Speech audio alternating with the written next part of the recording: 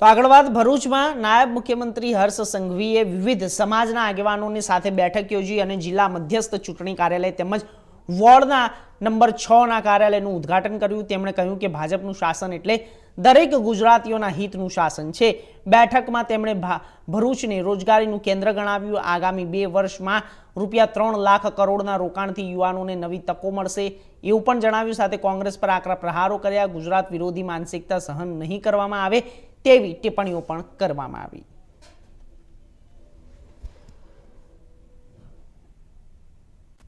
ભરૂચ નગરના સૌ ઉમેદવારોને હું ખૂબ ખૂબ શુભકામનાઓ આપું છું।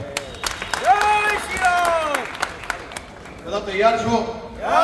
ભાઈ બેસી જા, ભાઈ બેસી જા, કે આ બાજુ આવી જતો છે। બધા તૈયાર છો કે નહીં? પાક્કું? સેવા કરવા માટે મક્કમતાથી તૈયાર છો?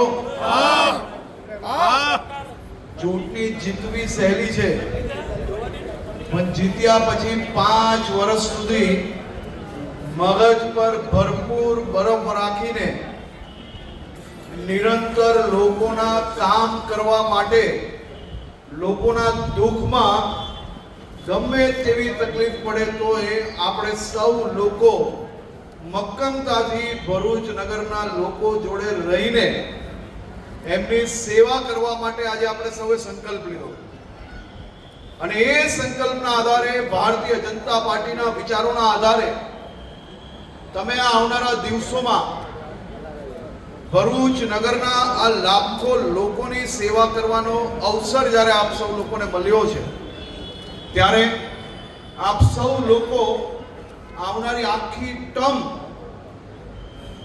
એ લોકોની સેવા કરીને આ ભરૂચમાં હજી વધુ ઝડપથી કઈ રીતે આપણે વિકાસના કાર્યોને વધુ ઝડપી બનાવી શકીએ, લોકોને સાથે રાખીને લોકહિતમાં કામ હજી વધુ કઈ રીતે કરી શકીએ, તેવા જ સંકલ્પ જોડે આપ સૌ લોકો આપની આ ચૂંટણી પ્રચારની બી શરૂઆત આજથી જ્યારે કરવા જઈ રહ્યા છો, તો આપ સૌને માં અંબા એવા આશીર્વાદ આપે કે આપ નિડરતાથી લોકોનો અવાજ બનો, તેવી હું આપ સૌને શુભકામનાઓ।